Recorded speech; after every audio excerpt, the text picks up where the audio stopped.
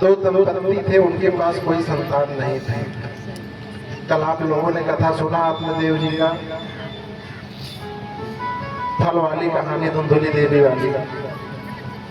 उनके पास कोई संतान नहीं थी, लेकिन दोनों लोग काफी भक्त थे, भगवान को मानने वाले थे, संतों के प्रति श्रद्धा था, प्रेम था।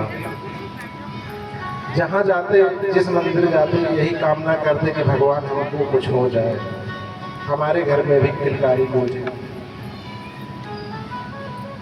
संतों का आशीर्वाद लगा, भगवान ने कृपा कर दिया, बालक हुआ, लेकिन ज्यों-ज्यों बढ़ रहा था उसके उत्पाद भी बढ़ते जा रहे थे। माता पिता भगवान के प्रति, संतों के प्रति अत्यंत श्रद्धा रखते थे, लेकिन वो उसके विपरीत हो गया। महाराज संत को देख ले तो फिर न जाने क्या क्या पकता रहता था। एक दिन की घटना है कि कुछ संत महात्मा घर पे आए। माता पिता भक्त थे, तो जब भक्त को संत अथवा भगवंत की प्राप्ति होती है तो अत्यंत प्रसन्न होते हैं। बोले महाराज हमारे तो भाग्य खुल गए, आपके दर्शन हो गए, आज यही विश्राम कीजिए। संध्या का समय था, महात्मा लोग रुक गए। महाराज बोलिए जय श्री राधे। शाम का समय था, महात्मा लोग कहे चलिए रात्रि विश्राम करते हैं, अपना भोजन भंडारा होगा, सुबह चलेंगे। रोक तो लिए, लेकिन जैसे याद आया कि अभी आएगा बाहर से, तो जिन संतों के हम चरण बंदन किए उनको आकर के गाली बकेगा, न जाने क्या क्या कहेगा, तो कितना अपराध बनेगा। सोच करके दोनों दंपति दुखी हो गए और गए संत भगवान के पास। कहे प्रभु सब तो ठीक है, प्रभु का दिया हुआ, हमारे पास जब कोई संतान नहीं थी तब भी हम दुखी थे, आज संतान है तब भी दुखी है। क्यों? क्योंकि संतान हमारी कहना नहीं मानती, हमारे बिल्कुल विपरीत है।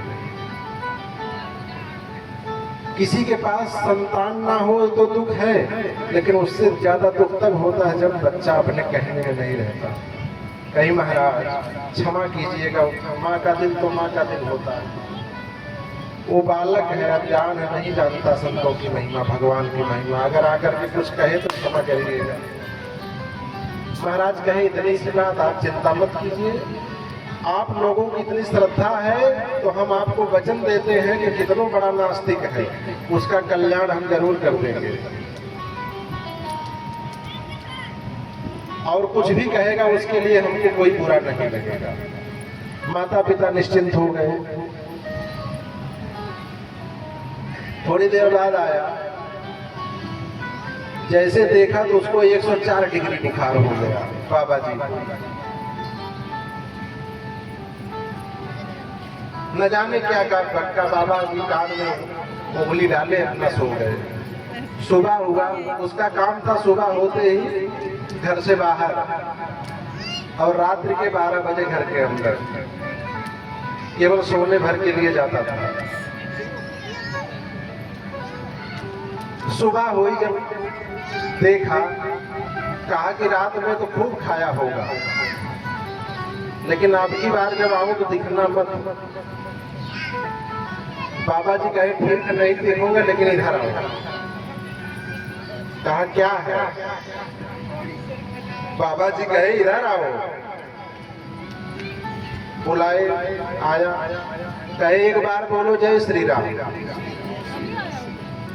बाबा जी ने कहा उस बालक से एक बार भगवान का नाम लो, जय श्री श्याम बोलो। कहा नहीं बोलेंगे।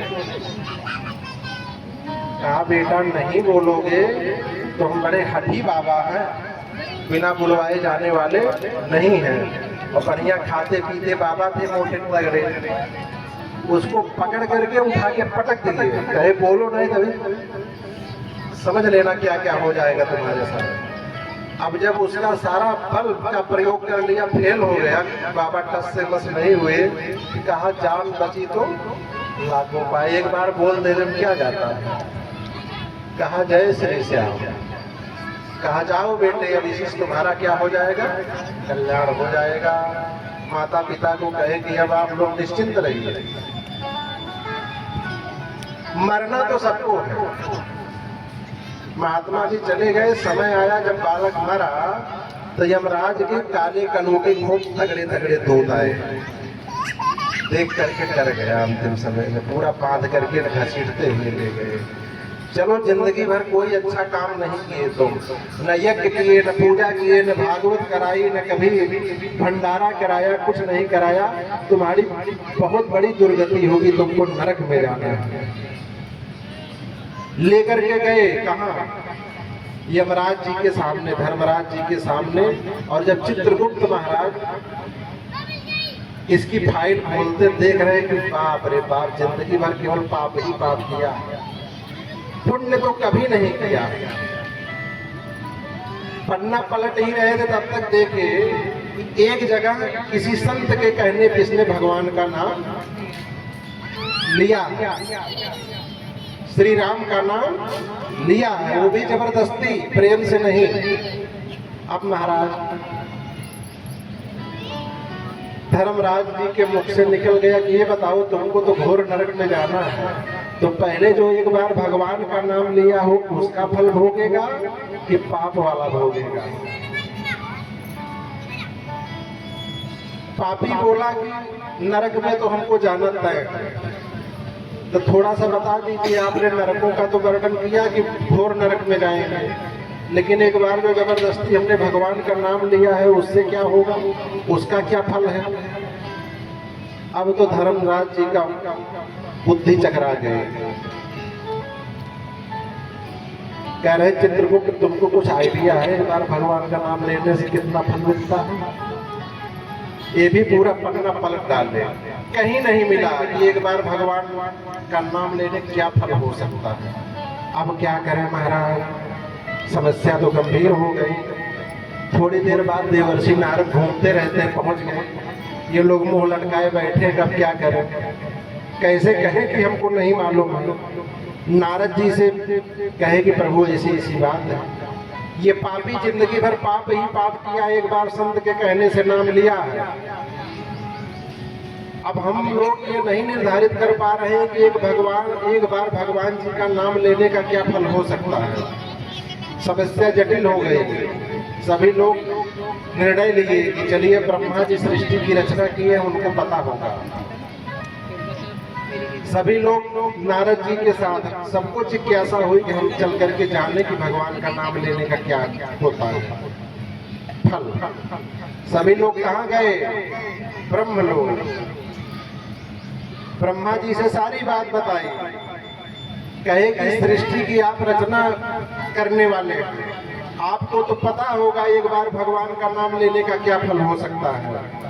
तो ब्रह्मा जी की बुद्धि चकरा गई, कहे कि प्रभु हम तो सृष्टि की रचना करते हैं, लेकिन एक बार भगवान के नाम का क्या फल हो सकता है ये हमको भी नहीं मालूम है।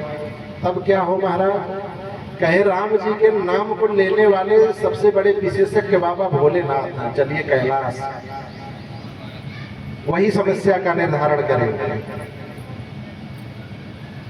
पापी बोला कि महाराज बड़ी दूर की यात्रा कराए ब्रह्मलोक तक, अब हमसे चला नहीं जाता, पैदल पैदल आए। तो कहे कि हम महाराज यमराज जी मोटे ताजे, इनके कंधे में बैठ के चलूंगा। अब क्या करते, जाना ही था। यमराज के कंधे पे बैठ करके कहाँ गया, शिव जी के पास।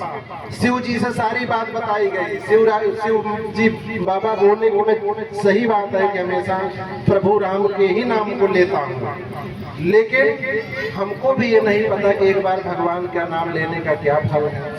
समस्या और जटिल हो गई। दादा बोले बाबा को भी नहीं पता है क्या फल हो सकता है।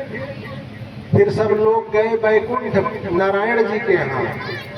अच्छा, जिसके यहाँ जाते वो भी साथ में हो लेता। क्यों हो लेता कि हमको भी पता चल जाएगा। नारायण जी से सारी समस्या बताई गई। नारायण जी ने भी कहा कि अब हम क्या बताएं, हमको भी इसकी आइडिया नहीं है। जब सब लोगों का मन उदास हो गया, कहे कि मैं उपाय बताता हूँ जानने का। बता तो नहीं सकता क्या महिमा, लेकिन उपाय जरूर बता सकता हूँ। कहे महाराज बताइए। कहे प्रभु जिसका नाम हो उसी से चल के पूछ लीजिए। उस समय अयोध्या की राजा प्रभु श्री रामचंद्र जी थे, उस समय की बात है।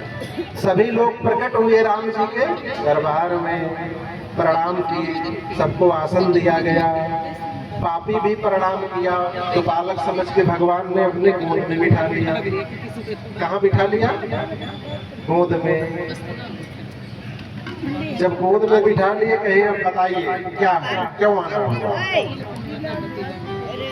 तब नारद जी कहते हैं कि प्रभु ये जिंदगी भर पाप ही पाप किया है, केवल एक बार, वो भी जबरदस्ती आपका नाम लिया है। हम लोग निर्धारित नहीं कर पा रहे हैं कि एक बार नाम का क्या फल होना चाहिए, क्या फल दिया जाए। बोलिए राधा रानी सरकार की जय।